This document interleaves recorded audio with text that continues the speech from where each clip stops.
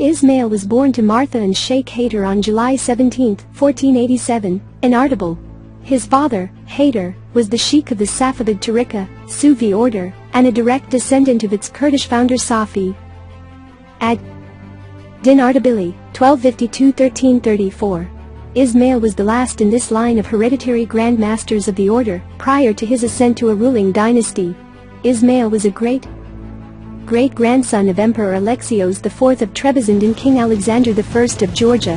His mother Martha, better known as Halima Begum, was the daughter of Uzun Hasan, the ruler of the Turkoman Koyunlu dynasty, by his Pontic Greek wife Theodora Megail Kamnin, better known as Despina Kadın. Despina Kadın was the daughter of Emperor John IV of Trebizond. She had married Uzun Hasan in a deal to protect the empire of Trebizond from the Ottoman Turks. Ismail grew up bilingual, speaking Persian and Azerbaijani. His ancestry was mixed, from various ethnic groups such as Georgians, Greeks, Kurds, and Turkomans. The majority of scholars agree that his empire was an Iranian one. In 701,301, Safi al-Din assumed the leadership of the Zahediyya, a significant Sufi order in Gilan, from his spiritual master and father, Lazad Gilani. The order was later known as the Safavid. One genealogy claimed that Sheikh Safi, the founder of the order and Ismail's ancestor, was a lineal descendant of Ali. Ismail also proclaimed himself the Mahdi, and a reincarnation of Ali. In 1488, the father of Ismail was killed in a battle at Tabasaran against the forces of the Shirvanshah Farrukh Yasser and his overlord, the Koyunlu, a Turkic tribal federation which controlled most of Iran. In 1494, the Koyunlu captured Ardabil, killing Ali Mirza Safavi, the eldest son of Haider, and forcing the 7-year-old Ismail to go into hiding in Gilan, where under Sultan Ali Mirza Karkiya, he received education under the guidance of scholars. When Ismail reached the age of 12, he came out of hiding and returned to what is now Iranian Azerbaijan along with his followers. Ismail's rise to power was made possible by the Turkoman tribes of Anatolia and Azerbaijan, who formed the most important part of the Qizilbash movement. Conquest of Iran and its surroundings plus. In the summer of 1500, Ismail rallied about 7,000 Qizilbash troops at Erzincan, including members of the Istajlu, Rumlu, Tukelu, Dul, Kader, Afshar, Kajur, and Varsak. Qizilbash forces passed over the Kura River in December 1500 and marched towards the Shirvanshah state. They defeated the forces of the Shirvanshah Farrukh Yasser near Caban-1, present-day Shamaki Rayon Azerbaijan Republic, or at Gulistan, present-day Gulistan, Goranboy, Nagorno-Karabakh, and subsequently went on to conquer Baku. Thus, Shirvan and its dependencies, up to southern Dagestan in the north, were now Ismail's. The Shirvanshah line nevertheless continued to rule Shirvan under Safavid suzerainty for some more years, until 1538, when, during the reign of Ismail's son, Thomas I, r. 1524–1576, from then on it came to be ruled by a Safavid governor. After the conquest, Ismail had Alexander I of Kakheti send his son Demeter to Shirvan to negotiate a peace agreement.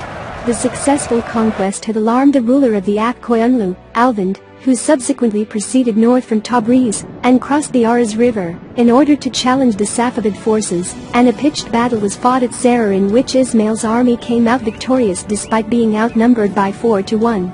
Shortly before his attack on Shirvan, Ismail had made the Georgian kings Constantine II and Alexander I of respectively the kingdoms of Kartli and Kakheti attack the Ottoman possessions near Tabriz, on the promise that he would cancel the tribute that Constantine was forced to pay to the Koyunlu once Tabriz was captured. After eventually conquering Tabriz and Nakhchivan, Ismail broke the promise he had made to Constantine II, and made both the kingdoms of Kartli as well as Kakheti his vassals. In July 1501, Ismail was enthroned as Shah of Iran, choosing Tabriz as his capital. He appointed his former guardian and mentor Husain Beg Shamlu as the vassal, vicegerent, of the empire and the commander-in-chief, Amir al-Umara, of the Qizilbash army. His army was composed of tribal units, the majority of which were Turkmen from Anatolia and Syria with the remainder Kurds and Ayatollah. He also appointed a former Iranian vizier of the Akkoyunlu, named Muhammad Zakaria Kujuji, as his vizier. After proclaiming himself Shah, Ismail also proclaimed Twelver Shi'ism to be the official and compulsory religion of Iran.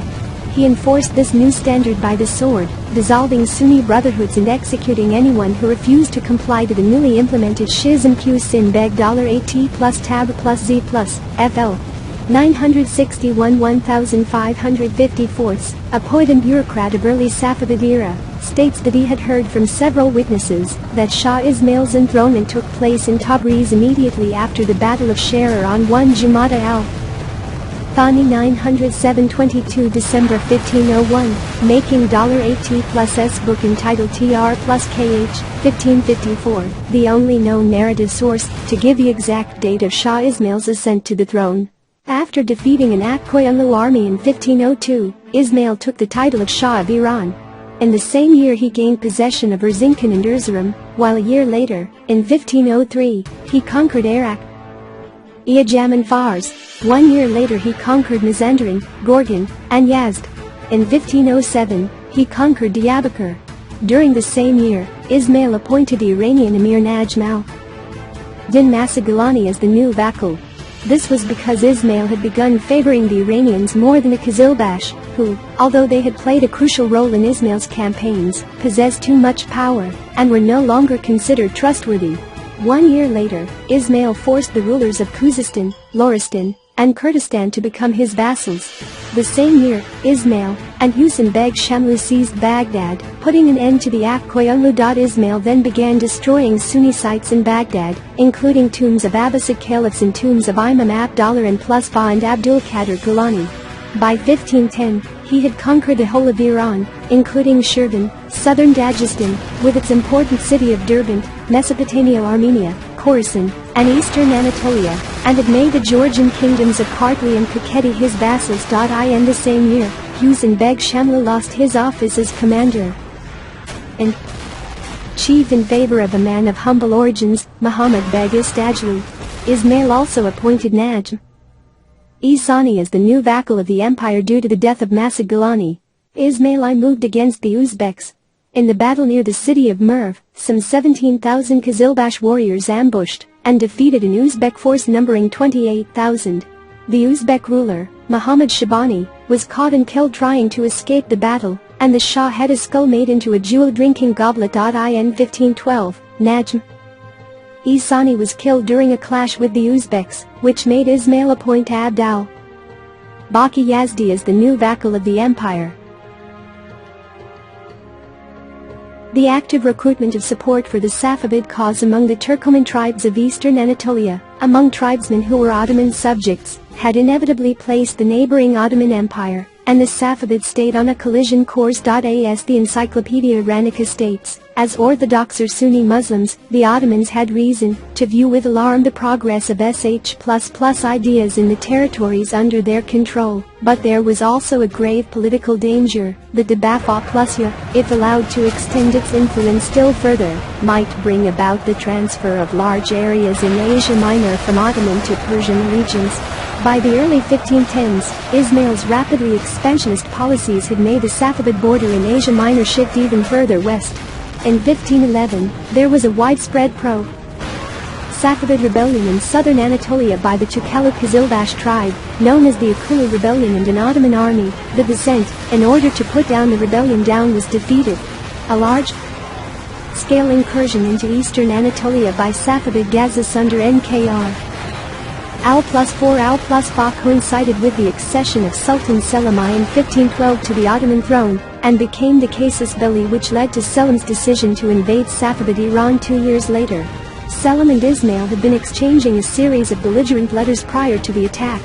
While the Safavid forces were at Chaldiran and planning on how to confront the Ottomans, Muhammad Khan Istajli, who served as the governor of Diyarbakir, and Ali Khalifa, a commander who knew how the Ottomans fought, proposed that they should attack as quickly as possible. This proposal was rejected by the powerful Qizilbash officer Dermish Khan Shamlu, who rudely said that Muhammad Khan Istajli was only interested in the province which he governed. The proposal was rejected by Ismail himself, who said, "I am not a caravan thief. Whatever is decreed by God will occur. Selim I eventually defeated Ismail at the Battle of Chaldiran in 1514. Ismail's army was more mobile, and his soldiers were better prepared, but the Ottomans prevailed due in large part to their efficient modern army, and possession of artillery, black powder and muskets. Ismail was wounded and almost captured in battle. Selim entered the Iranian capital of Tabriz in triumph on September 5 but did not linger. A mutiny among his troops, fearing a counterattack and entrapment by fresh Safavid forces called in from the interior, forced the triumphant Ottomans to withdraw prematurely. This allowed Ismail to recover. Among the booty from Tabriz was Ismail's favorite wife, for whose release the Sultan demanded huge concessions, which were refused. Despite his defeat at the Battle of Chaldiran, Ismail quickly recovered most of his kingdom, from east of the Lake Van to the Persian Gulf.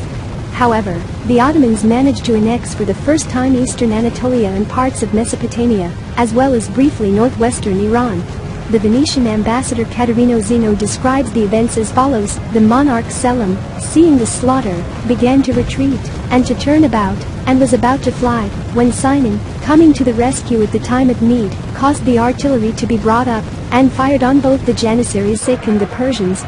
The Persian horses, hearing the thunder of those infernal machines, scattered and divided themselves over the plain, not obeying their riders' bit or spur anymore, from the terror they were in. It is certainly said that if it had not been for the artillery, which terrified in the manner related the Persian horses which had never before heard such a din, all his forces would have been routed and put to edge of the sword. He also adds that, if the Turks had been beaten in the Battle of Chaldiran, the power of Ismail would have become greater than that of Tamerlane, as by the fame alone of such a victory he would have made himself absolute lord of the East. After the Battle of Chaldiran, Ismail lost his supernatural air and the aura of invincibility, gradually falling into heavy drinking of alcohol. He retired to his palace, never again participated in a military campaign and withdrew from active participation in the affairs of the state. He left these to his vizier, Mirza Shah Hussain, who became his close friend and drinking companion. This allowed Mirza Shah Hussain to gain influence over Ismail and expand his authority. Mirza Shah Hussain was assassinated in 1523 by a group of Qizilbash officers, after which Ismail appointed Zakariya's son Jalal-Din Muhammad Tabrizi as his new vizier. Ismail died on 23 May 1524 at the relatively early age of 36. He was buried in Ardabil, and was succeeded by his son Thomas I. The consequences of the defeat at Chaldiran were also psychological for Ismail. His relationships with his Qizilbash followers were fundamentally altered. The tribal rivalries between the Qizilbash, which temporarily ceased before the defeat at Chaldiran, resurfaced in intense form immediately after the death of Ismail, and led to 10 years of civil war, 930 and 41,524, 33, until Shah Thomas regained control of the affairs of the state. The Safavids later briefly lost Balkh and Kandahar to the Mughals, and nearly lost Herat to the Uzbeks. During Ismail's reign, mainly in the late 1510s, the first steps for the Habsburg-Persian alliance were set as well, with Charles V and Ludwig II of Hungary being in contact with a view to combining against the common Ottoman-Turkish enemy. Ismail is also known for his poetry using the pen name Kam plus Arabic, .7 and I Sinardadi wrote in the Azerbaijani language, a Turkic language mutually intelligible with Turkish and in the Persian language. He is considered an important figure in the literary history of Azerbaijani language, and has left approximately 1,400 verses in this language, which he chose to use for political reasons. Approximately 50 verses of his Persian poetry have also survived. According to Encyclopedia Iranica, Ismail was a skillful poet who used prevalent themes and images in lyric and didactic religious poetry with ease and some degree of originality. He was also deeply influenced by the Persian literary tradition of Iran, particularly by the Shahnameh Ferdowsi, which probably explains the fact that he named all of his sons after Shahnameh characters. Dixon and Weld suggest that Ismail's SHHNMA SHH+ was intended as a present to his young son Thomas. After defeating Muhammad Shabani's Uzbeks, Ismail asked Hatefi, a famous poet from Jam, Khorasan, to write a Shahnameh-like epic about his victories in his newly established dynasty.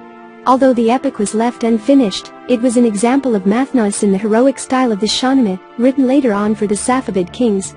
Most of the poems are concerned with love, particularly of the mystical Sufi kind, though there are also poems propagating Shia doctrine and Safavi politics. His other serious works include the Nasihat-Me in Azerbaijani language, a book of advice, and the Unfinished on Me in Azerbaijani language, a book which extols the virtues of love. Along with the poet Imadaddin Assimi, Cat Plus is considered to be among the first proponents of using a simpler Azerbaijani language in verse that would appeal to a broader audience. His work is most popular in Azerbaijan, as well as among the Bektashis of Turkey. There is a large body of Alevi and Bektashi poetry that has been attributed to him. The major impact of his religious writings, in the long run, was the conversion of Persia from Sunni to Shia Islam. The following anecdote demonstrates the status of vernacular Turkish and Persian in the Ottoman Empire, and in the incipient Safavid state. Cat Plus sent a poem in Turkish to the Ottoman Sultan Selim I, before going to war in 1514. In a reply, the Ottoman Sultan answered in Persian to indicate his contempt.